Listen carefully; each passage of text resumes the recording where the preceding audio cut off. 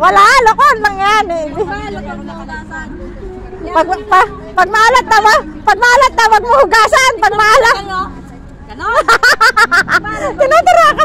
Tinuturo ka paano kumain ng saging eh.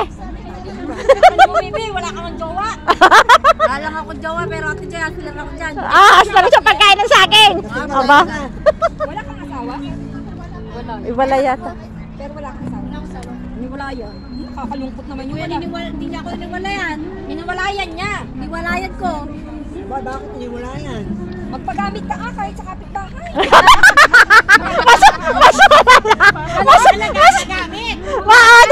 Hindi, kumbaga sa ano? Kumbaga, tama yun. Alam ba noon? Sa pagka-excited ko, nakagat ko agad. Kaya nga nagpagamit ako eh. Na-excited ko nakagat. Dapat ganun agad, kakagatin mo agad. Ganun ba yan? Para...